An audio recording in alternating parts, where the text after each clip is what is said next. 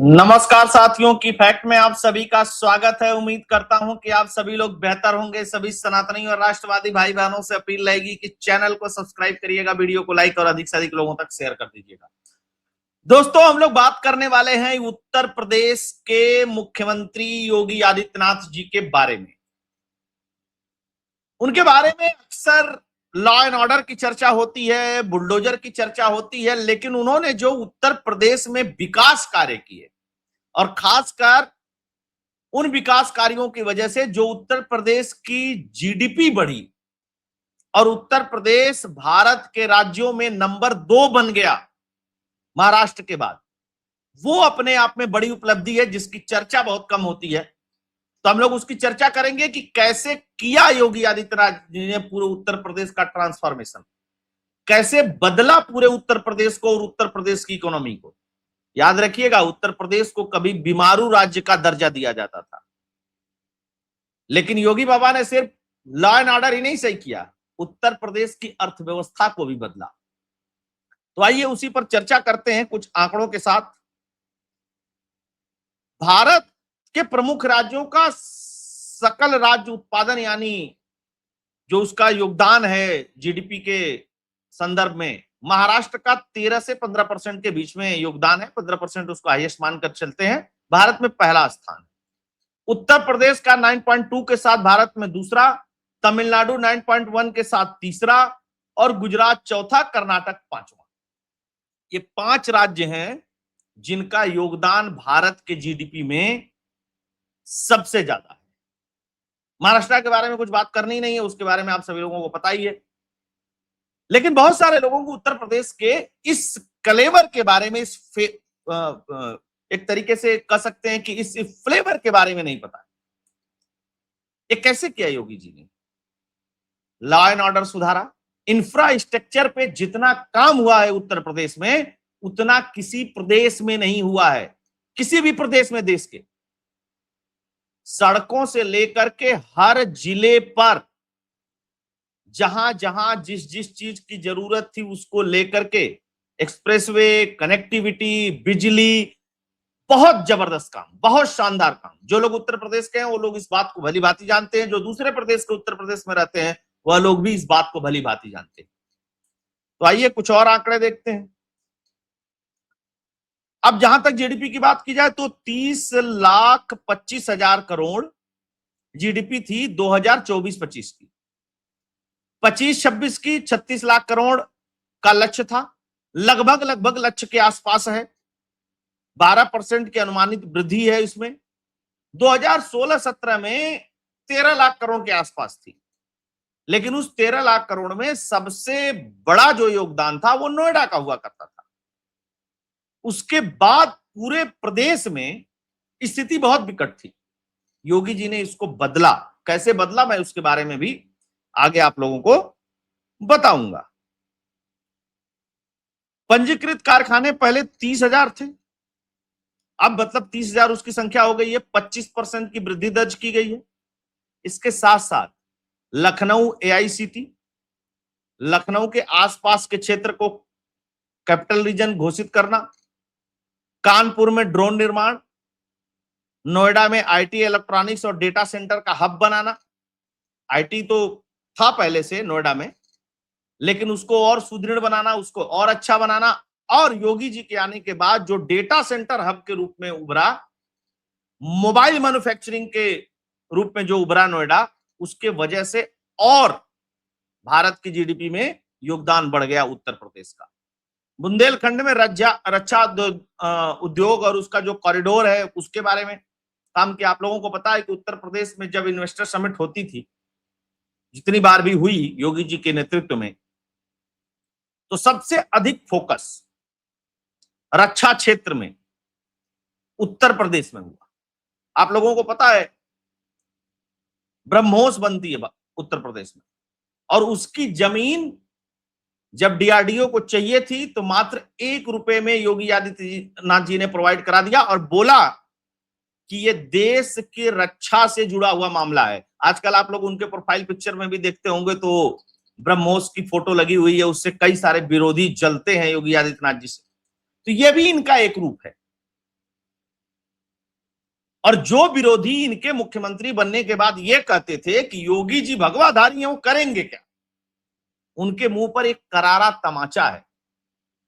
गोरखपुर में बंद पड़ी यूरिया फैक्ट्री को शुरू करवाया योगी आदित्यनाथ जी ने। एम्स, सेंट्रल की बहुत सारी योजनाएं, और साथ के साथ केंद्र ने जो योजनाएं भेजी प्रदेशों को, उसको लागू कराने में भी उत्तर प्रदेश नंबर 1 है। जीडीपी अगर किसी प्रदेश की बढ़ानी है तो सरकारी योजनाओं का एग्जीक्यूशन भी बहुत बेहतर तरीके से होना चाहिए।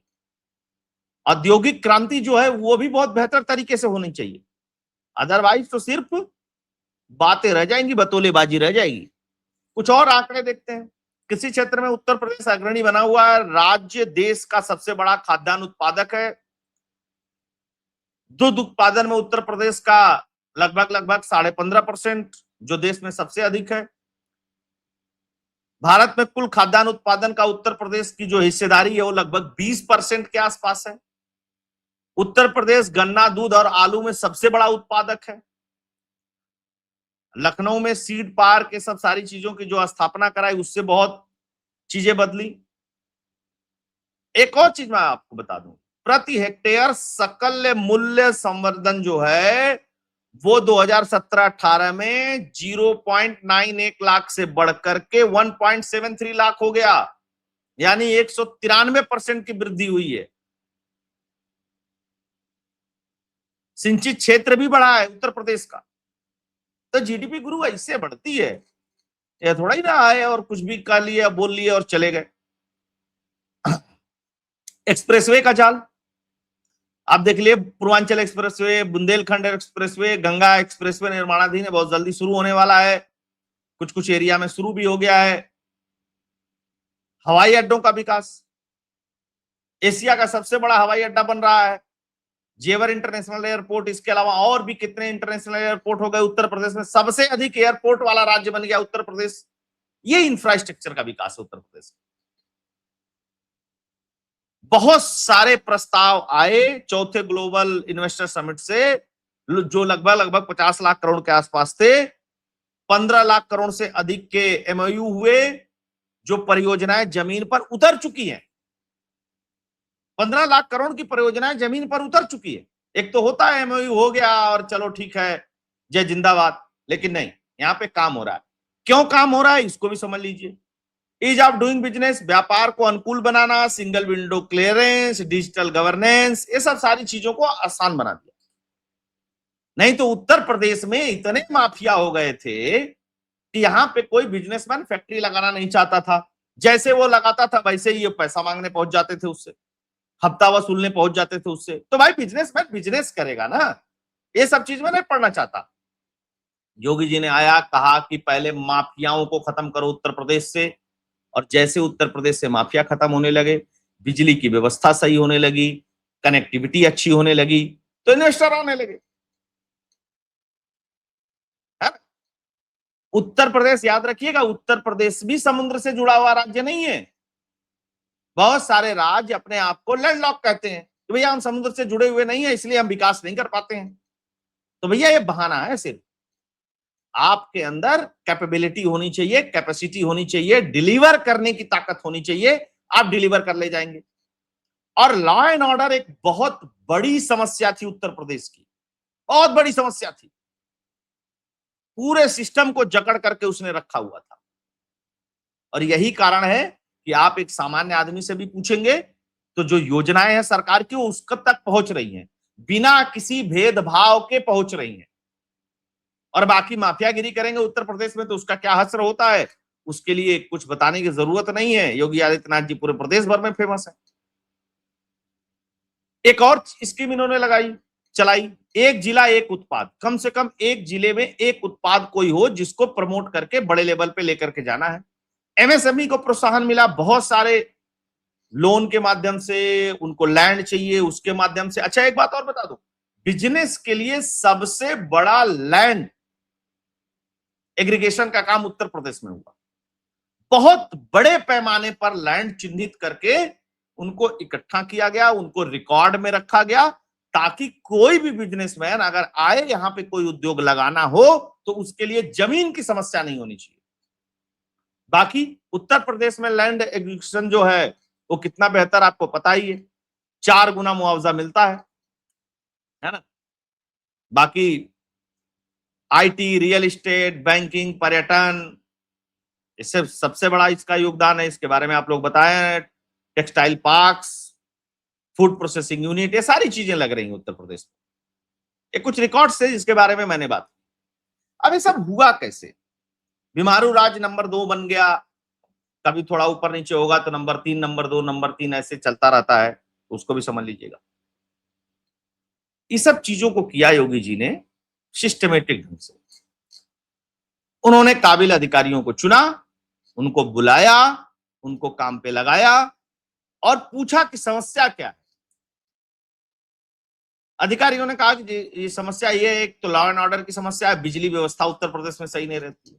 उन्होंने कहा चलो ठीक है, इसको सही करते हैं, इसको दुरुस्त करते हैं। उस पे काम हुआ।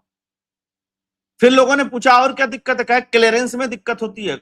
उन्होंने कहा चलो इसको सिंगल विंडो करो, क्लियरेंस करो। खुद बिजनेसमैनों से मिले, दूसरे प्रदेश में खुद गए, वहां पर बिजनेसमैनों की जो समिट हुई उसमें जाकर के योगी आदित्यनाथ जी मिले, लोगों को भरोसा दिया, बिजनेसमैन को भरोसा दिया, व्यापारियों को भरोसा दिया कि आप आइए उत्तर प्रदेश में इन्वेस्ट करिए, फैक्ट्री लगाइए, कंपनी लगाइए, आपकी सुरक्षा की जिम्मेदारी हमारी है। अब डेटा सेंटर लगना है तो जाहिर सी बात है बिजली चाहिए ही आपको, और सस्ती बिजली चाहिए डेटा सेंटर के लिए। योगी आदित्यनाथ जी ने उनके साथ करार किया कि ठीक है, आपको सस्ती बिजली चाहिए, आप लगाइए डेटा सेंटर, आपको सस्ती बिजली मिलेगी। आपको लैंड चाहिए, आपको लैंड भी मिलेगा। अब ऐसे थोड़ी ना होता है कि आप बैठ करके दिन भर जाति कार्ड, ये कार्ड, वो कार्ड खेलिए, उसके बाद आप विकास कर पाएंगे। नहीं कर पाएंगे विकास। और योगी जी ने करके दिखाया। यही एक कारण है कि उत्तर प्रदेश की जनता कह रही है कि फिर से योगी बाबा आएंगे। और योगी आदित्यनाथ जी के उत्तर प्रदेश के विकास मॉडल की चर्चा भी अब तेजी से होने लगी है। हालांकि फिर से मैं कहूंगा कि योगी जी ने जो काम किया है उत्तर प्रदेश के अंदर, उसके बारे में चर्चा कंटिन्यूअस रहनी चाहिए। और मैं अपने चैनल पे करता रहूंगा। योगी जी को ने जो काम किया उत्तर प्रदेश में उसका विश्लेषण करता रहूंगा और अलग अलग चीजें लेकर के आऊंगा, ताकि और बृहत लेवल पे इसका एक्सप्लेनेशन किया जाए। अभी तो एक सामान्य टॉक थी जो जीडीपी के ऊपर थी। आप सभी लोग जुड़े, सभी लोगों का बहुत बहुत धन्यवाद। सभी लोगों से आग्रह रहेगा कि वीडियो को अधिक से अधिक लोगों तक शेयर कर दीजिएगा, ताकि योगी आदित्यनाथ जी के इस रूप का भी पता लोगों को चले। बहुत बहुत धन्यवाद। जय हिंद, जय भारत, जय श्री राम।